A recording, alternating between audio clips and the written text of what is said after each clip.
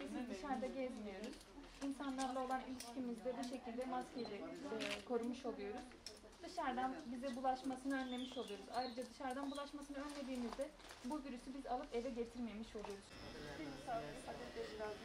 Hastalıklı kişilerin hapşırmasıyla, öksürmesiyle virüs bizim üzerimize yapışmış oluyor. Selamünaleyküm. Hayırlı günler. Nasılsınız? Ne var yok? İyi misiniz? Allah razı olsun. Sağ olun. Teyze bu hizmetten memnun musun? Evet. Devam etmesini istiyor musun teyze? Ayda bir gelelim mi?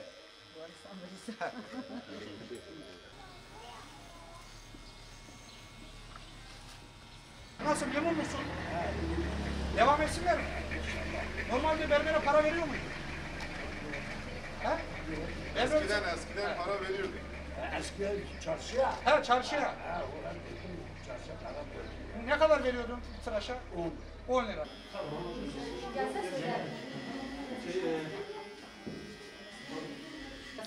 Haydi amca kaç yaşındasın sen? Sen Salih. 110. 110 yaşında. Hacı hemen yeşil koyun o satır. Boşluk koyunları yok. Allah'ım sana sağlık ömürler versin. Hacı Ali amcam benim. He. Otur otur. Ha, otur cam yerim sen. Rahatsız olma. Selamünaleyküm amca. Hacı ne diyor? Peki de tıraştı. Türkiye Cumhuriyeti sosyal bir devlettir. Ülkemiz insanı yaşat ki devlet yaşasın düsturuyla yönetilmektedir. Bir devletin itibarı yaşlısına, insanına vermiş olduğu değerle, göstermiş olduğu ihtimamlarla ölçülür. Yaşlılık nasıl gençlik doğalsa insanoğlunun kaçınılmaz bir şekilde yaşayacağı bir ömür mevsimidir. Her insan Allah'tan bir kaza bela gelmezse bu yaşlılık evresini tadacaktır. Yarınımızın da garantisi bulunmamaktadır. Cumhuriyetimiz kimsesizlerin kimsesidir.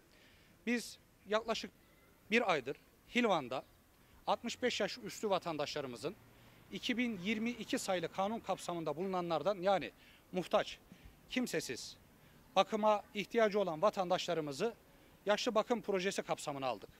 Bu projede neler var? Öncelikle erkek vatandaşlarımız için sakallı olanların sakallarını makinayla düzeltiyoruz. Saç tıraşlarını yaptırıyoruz. İsteyenlerin tırnaklarını kesiyoruz. Ateşini ölçüyoruz. Tansiyonu kontrol ettiriyoruz. Ve sağlık çalışanı arkadaşımız koronavirüs tedbirleri hakkında bilgi veriyor. Uyması gereken kuralları ona hatırlatıyor. Kadın vatandaşlarımızın ise yine benzer şekilde saçlarını kesiyor. İsteyenlerin saçlarını kınalıyor. Yüz bakımını yapıyor. Ellerini kremliyor. Tansiyonunu ölçüyoruz. Ateşini ölçüyoruz. Yine hemşire arkadaşımız koronavirüs tedbirleri hakkında kendisine bilgi veriyor. Bu proje ilk olarak Hilvan merkezde başladık biz. Şu an 4 mahallede uygulanıyor.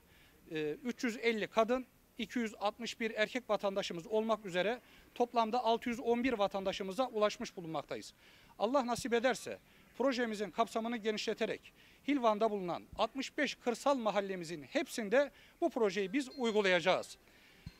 Önümüzdeki günlerde inşallah ekiplerimiz Hilvan'ın tüm mahallelerine dağılacaklardır. Her ay bir yaşlı ekiplerimiz tarafından ziyaret edilmiş olacaktır. Böylelikle kendileriyle sohbet edeceğiz, muhabbet edeceğiz, hal ve hatırlarını soracağız. Devletin her zaman onların yanlarında olduğunu hissettireceğiz ve onların yalnız olmadıklarını, bir ve beraber olduğumuzu kendilerine ifade edeceğiz. Bu proje sosyal bir proje olmakla beraber kurumların uyum içerisinde, işbirliği içerisinde çalıştırdığı bir projedir. Halk Eğitim Merkezi Müdürlüğü ekiplerimiz, usta öğreticilerimiz, kursiyerlerimiz, Sosyal Yardımlaşma ve Dayanışma Vakfı'nda görev yapan personelimize canı yürekten teşekkür ediyorum. Ayrıca bizim kaymakamlık olarak hazırladığımız projelere destek vermekten geri kalmayan belediye başkanımız Sayın Aslan Ali Bayık Beyefendi'ye de buradan teşekkürlerimi ifade ediyorum. Ben Hilvan'da bütün vatandaşlarımın midesinden sorumluyum. Bir insanım bir gece aç yatıyorsa bunun öncelikli sorumlusu benim Hilvan'da. Bu anlamda kim benim karşıma çıkıp yemek istiyorsa, ekmek istiyorsa kendilerini gecikmeksizin aşevi projesi kapsamına alıyoruz.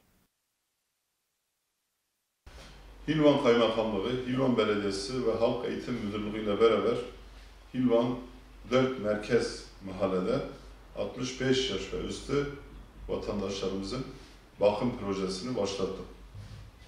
Amcalarımızın saç bakım tıraşları yapılıyor. Teyzelerimizin istekleri olursa saçlarına, ellerine kına yakılıyor, cilt bakımı yapılıyor. Bu projemiz bir aydan beri başlamıştır. Vatandaşlarımız bu konuda çok memnun. Bu projenin mimarı da Hilvan'ımıza yeni atanan ilçe kaymakamımız Coşkun Bey'dir. Ben kendisine teşekkür ediyorum. Hilvan'da kırsal mahallelerimize de ilerideki zamanlarda bu projeyi genişletmek, kırsala da yaymak istiyoruz. Çünkü biz de yarın yaşlanacağız. Bunlar bizim büyüklerimizdir. Özellikle bu pandemiden dolayı kendi evlerine gidip bu bakımı evlerinde yapmamız halk tarafından çok makbul görüldü. Bu projemiz devam edecektir.